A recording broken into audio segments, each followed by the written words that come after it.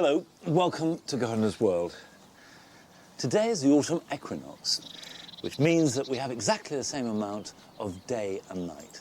And then from tomorrow, things start to tip slowly towards winter. Time is getting shorter. There's just a slight sense that we need to get on with things. Come on, Reg. Don't look at me like that. Come on. This is the best time to plant out biennials for a great display next year. So this week, I'm putting in some foxgloves that I've grown from seed. Carol is at Glebe Cottage with ideas on how to fill an empty border for free. And I'm going to start off by growing loads of stuff from seed, much of which is ready to collect right now. And Rachel visits a garden in Berkshire which proves that roses are often at their very best when they're at their most natural. This is a classic combination, growing a rambler through an apple tree. Wonderful, milky white flowers. Oh, it's sensational. Good boy.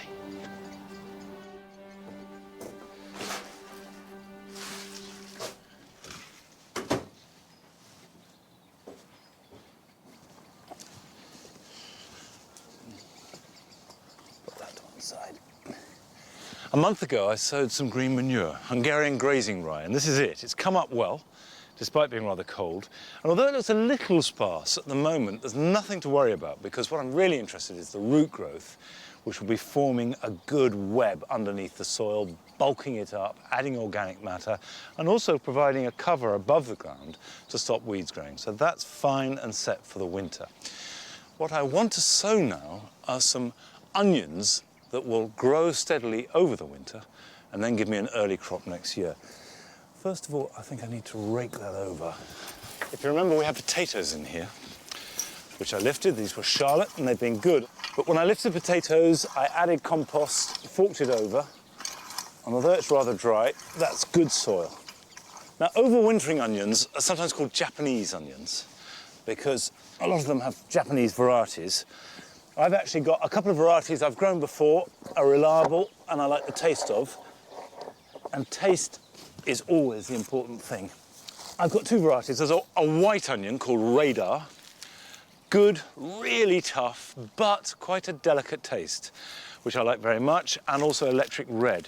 Red onions add colour, they add glamour, and also they tend to be slightly sweeter. And the best thing to do is just dib holes about 4 or 5 inches apart. Obviously, the wider apart they are, the bigger the bulb. And I don't like onions too big. I think a tennis ball is perfectly big enough. Just a row along there. These will be ready for harvesting about June, early July, so just a month or 6 weeks ahead of main crop.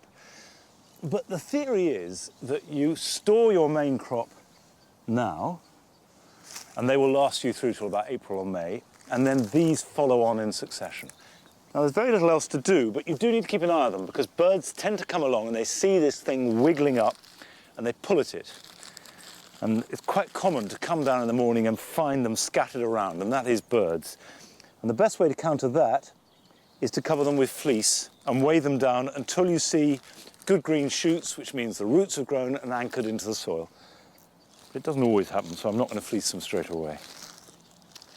Now, you dib a hole to put it in because there's a basal plate that the roots grow from, and if you just ram it into the soil and almost screw it into the ground, there's a real danger of damaging that and therefore affecting root growth. I actually quite often use my finger instead of a dibber, although you could argue that my fingers were made for dibbing.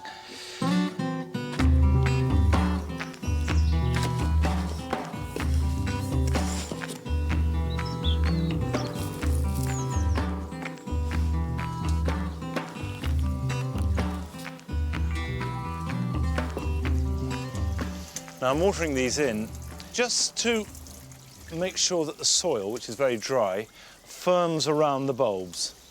So I'm using a rose rather than a direct jet, which would just knock the bulbs out of the holes. Right, that's a job done. And nothing else to do now except for keep them weeded. Now, I sowed my carrots here back in April and broadcast them. And the reason for broadcasting was so that I didn't have to thin.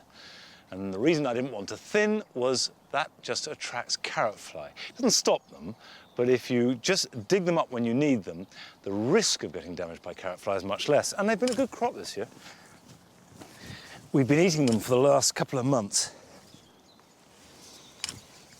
Now, these are not award-winning, but they're a perfectly good size and very tasty this year. And that's what I grow them for. They're for the kitchen, not for the show bench.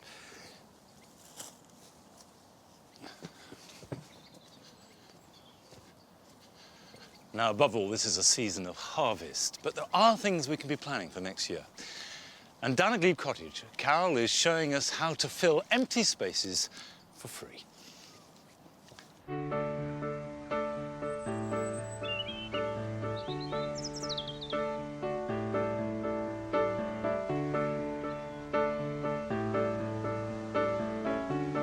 There are very few opportunities at Glebe Cottage to do some completely new planting.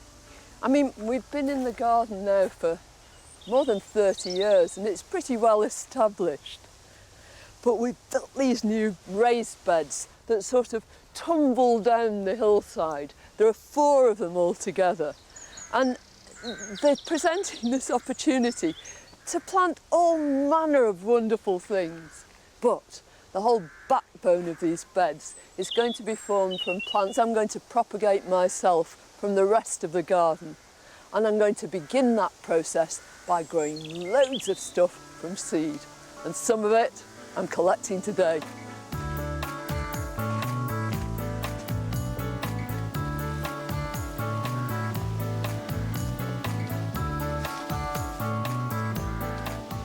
Well, it's not exactly the perfect day for collecting seed. What you want is a really dry, warm, sunny day, and preferably still too.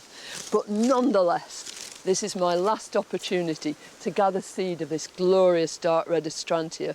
It's one of my favourite perennials anyway, but this crimson one is really a particular favourite. Now here, the whole thing's gone brown, and it's probably just about dry enough to collect. So what I'm going to do is snip it very, very carefully, put it into my paper bag. Oh, don't want to lose one seed.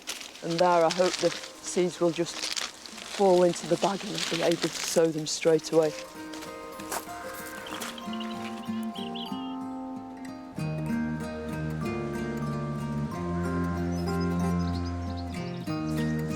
Well, these are such precious things. I've got everything ready here, and first of all, I want to discover just what's in here. Now, a lot of people would just save their astrantia seed and sow it the following spring, but I invariably sow it immediately because then you're in with 2 chances. Occasionally, it will germinate for you straight away. Sometimes, after a few weeks, you just know it's not going to work. Don't despair. I just put the seed tray outside to experience really severe cold and leave it there all winter, because it's the cold that actually breaks the dormancy. So all I'm going to do is cover the seed with a bit of grit. No compost at all. I'll label that and then I'll water it. And instead of watering it from above, which will swish that seed about all over the place, I'll let it imbibe some water from, shove it in a washing up bowl or something like that. And just imagine how many seedlings I'm going to have to enhance these beds. Now, another plant that I'm so anxious to get into these beds is Hesperus matronalis. Sweet rocket, dame's violet. It's got all these vernacular names that all allude to its beautiful perfume. And I got a particularly fine plant this year. It was just scrumptious. And it was so prolific that instead of picking each stem individually when it went to seed, I just took my shears and took the lot down. It's going to give me, I know, absolutely masses of seed.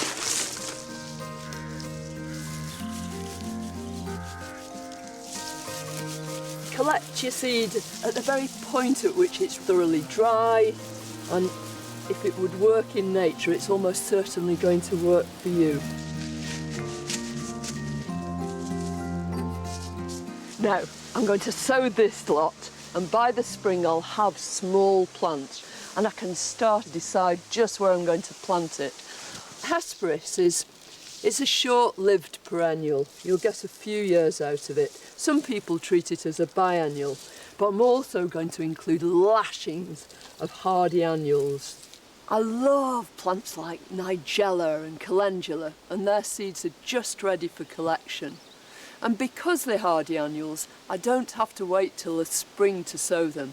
I can sow them directly into these beds later on this autumn.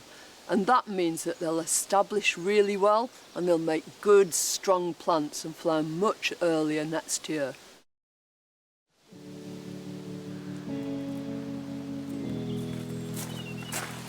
Well, as well as hardy annuals, there are lots of half-hardy annuals to collect. And this cosmos has just been out of this world. I sowed it quite early this year, February or March. So what I'm going to do, instead of just randomly taking any old seed heads, is I'm going to select the plant that I think has got the most beautiful flowers. So although I'm not guaranteed exactly the same flowers next year, I'm in with a fighting chance if I collect things from here. I'm going to dry them in a paper bag. It needs to be cool, it needs to be dark. So I know that these flowers are going to grace those new beds. I won't see any bare soil at all because in between all my perennials and all the other things that are going in there, I'm going to have a great clouds of this lovely, lovely flower.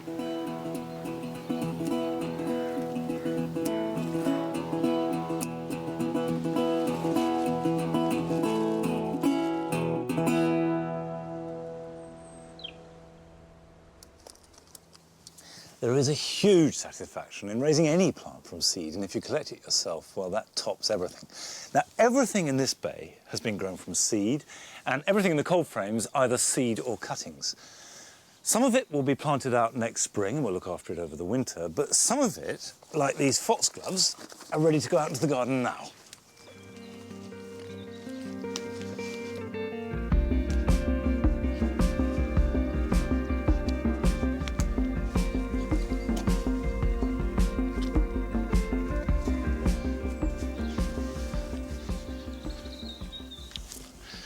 I'm putting these foxgloves here in the wall garden. This is north facing, so it's fairly shady, although it actually gets light in the afternoon and early morning. And foxgloves are woodland plants. Now, this is a variety called Sutton's apricot. I'm always looking for apricot flowers because it's a tricky colour, because that balance between orange and pink, when it's dead right, is lovely, but very often gets a bit muddy. However, these should be good, and they exactly fit in with the palette of the wall garden, which is all pastels and soft colours. And planting them couldn't be easier. I'll plant a little group here. Just make a hole. There's a bit of allium coming up there. Now you can see that's got a good root system. It's been grown in a compost with plenty of leaf mould added, which replicates the whole woodland environment that they're happiest in. And just pop that in, like that. Got one back here.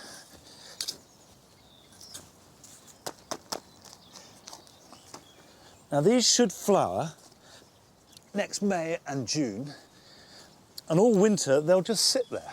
And the whole point about biennials is that you sow the seed immediately after flowering, which in this case is sort of May, June time.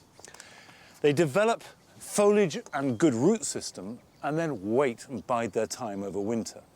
And the soil is now still warm, so in autumn the roots are still growing. So next spring, when the light starts to increase and the soil warms up, they can grow vigorously from a head start. And these should be nice and tall, about 3-4 foot tall, lots of flowers and lots of seed, and then the process will start again. Okay, what I intend to do is spread these around the whole garden rather than just have them in one piece. But I have got other biennials I want to add in here too. The second biennial I'm planting is the verbascum, polar summer. This has great grey felted leaves and a marvellous spire of flower covered in little yellow flowers, and that combination will work perfectly in here with the other pastel colours. The final biennial I'm adding to the wall garden is Onopordum. This giant thistle is one of the most statuesque plants that you can ever grow. It has milky, glaucous foliage and then purple flowers carried up to 12 feet high.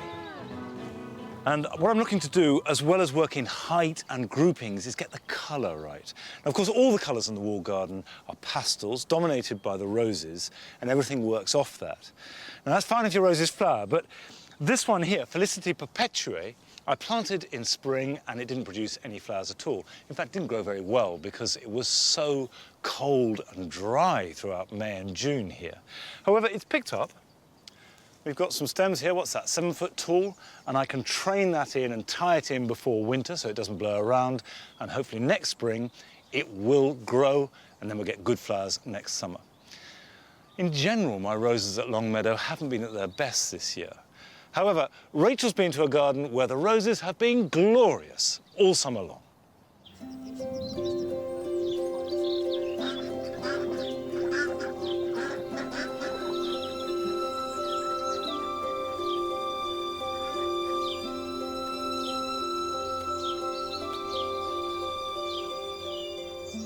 I see a lot of rose gardens, but this one is just a little bit special because there's none of that really managed formality.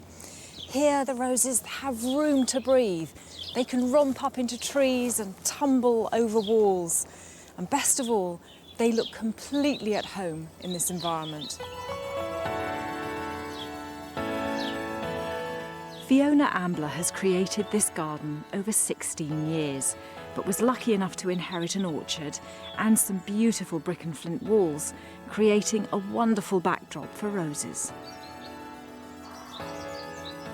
I started on the garden bit by bit, really. We levelled a bit and built a wall and planted a few more flowers and a rose. The first rose I planted was called Compassion. I remember my mother saying, "Well, are you going to plant any roses?" I said, "Well, there's just one I really like. I shall put Compassion in." She's never stopped teasing me since because I must have planted 300 since then. What is it now that you've put in so many more roses that you look for when you put in a rose? I'm very keen on the ramblers and the climbers because we've got a lot of old apple trees in the old orchard. Anyone that looks good, not just once in the year, but through the year. So the Spinosissima, the Scotch burnet roses, are very good because the leaves always look good. They have hips in the autumn, and then as a plus they sucker, so your clump of roses will get forever bigger, which to me is always a plus. I'm very interested in how other people put their roses together. And here, for example, you've got this county rose here. Which county is this one? That's Hertfordshire. That's Hertfordshire. And then, of course, Bonica on the other side, the paler pink, which is also a very good hedging rose. Yes, absolutely. What made you combine those two? Well, the thinking is to get the right height and shape to fill the space that you've got. And the second thing is to make sure that the colours blend in together. The flowers are the shortest bit of the year, so the shape of the shrub, the colour of the leaves have all got to look good together. This doesn't feel like a rose garden so much as a garden full of roses, all used to great effect in lots of different ways.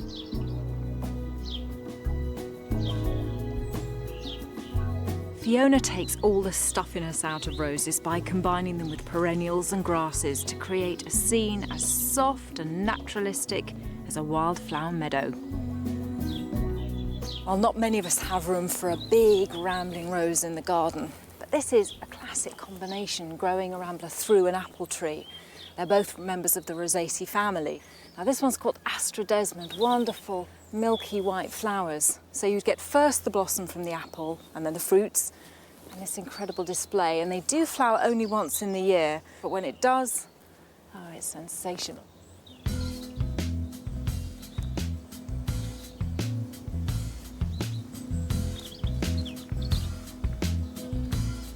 Roses don't always spring to mind when it comes to hedging, but used informally, many make really good hedges, both high and low, with flowers, hips and thorns to deter unwelcome visitors.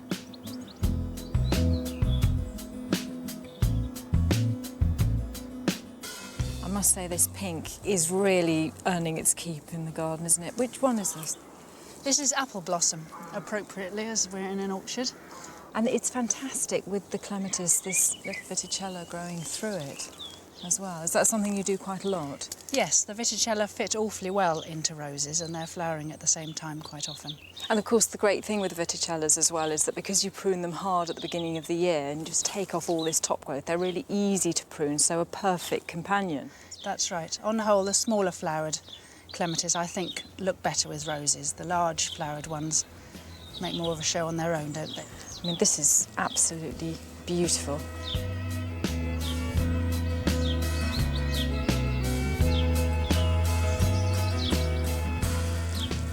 Fiona makes the very best of her roses of every type.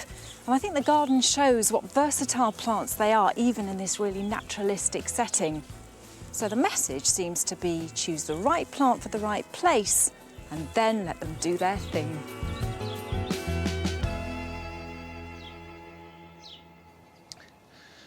I do so agree with that general philosophy. If a plant is happy, it will always look beautiful. And a beautiful rose is as lovely as anything the garden can offer. I think this Rosa complicata has been happy because it's looked really good. I pruned it last March, let light and air into it, and then it's responded with a mass of its lovely big single pink flowers. And now we've got good hips that will only look better for another month or two before they fade. Now, there's a subsidiary result of the pruning, which are these very vigorous new growths that will bear next year's flowers. But they also have another role, and that's to provide cuttings from which I can make new plants. And if you want to make a rose garden, producing your own plants from cuttings is cost-free and really not difficult at all. They respond very well to it. And these will be hardwood cuttings. Now, the easiest way to take these is to take a really good long stem. This actually, the one I've grabbed, is a good one. It doesn't want to be too thin. So I'm going to cut right down in the bottom there. I'm going to get in here. Cut there, and I'll take one more too when I'm about it. There's a nice one at the back.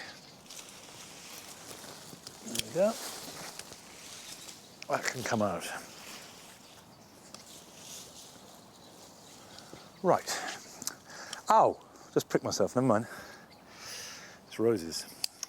Now we're going to make these into cuttings.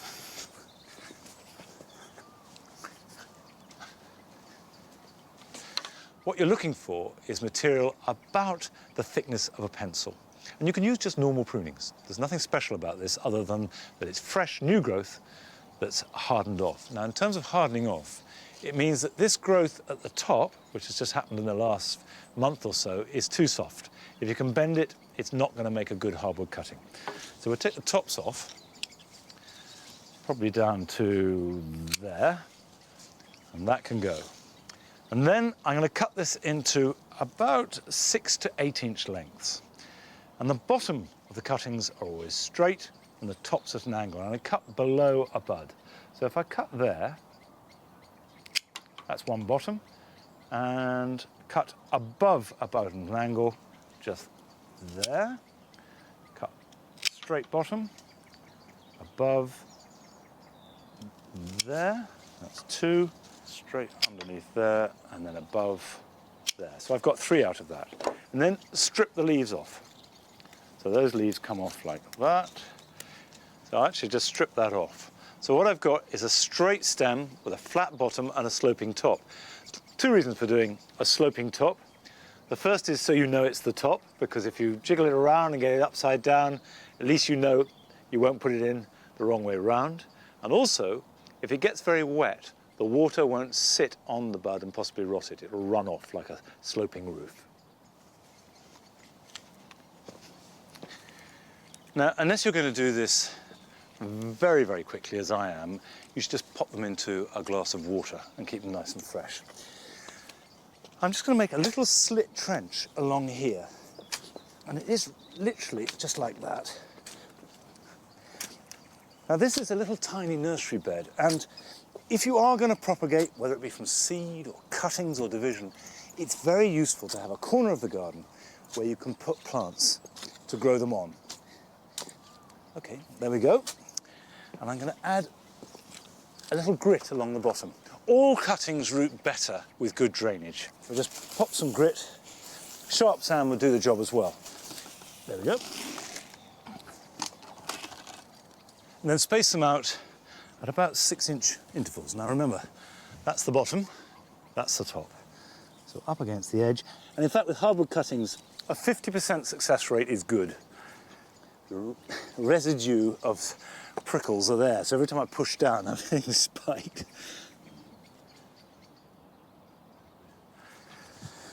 And then all we do is pull this back. And you can see why I made the trench as it is, because it's so easy to pull back along there. Pull back there, and just gently firm them down around them, like that. Label it, water it, and then just keep it weeded.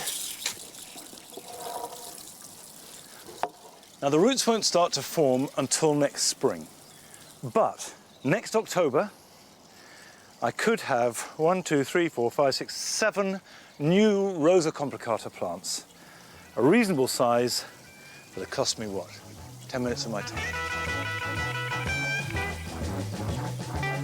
Here are some other jobs that you can do this weekend. This is the best time to plant bulbs in containers as well as out into the ground. I'm putting daffodils, this is a variety called tete-a-tete, on a layer of gritty compost. I cover them up and put a layer of crocus. These are Crocus thomasianus, and then cover those up. The crocus will flower first in February and March, and as they die back, the daffodils will push past them to flower gloriously in April. Now is the perfect time to scratch your lawn. I'm using a rake designed specifically for the job, but a wire rake will do just as well, and whatever you use, give it a really vigorous scratch. And this will take away all dead grass and moss, and let in water, light and air. It will look rough for a week or two, but next spring the grass will grow back all the better, and if you do it now, you won't do any damage before winter comes.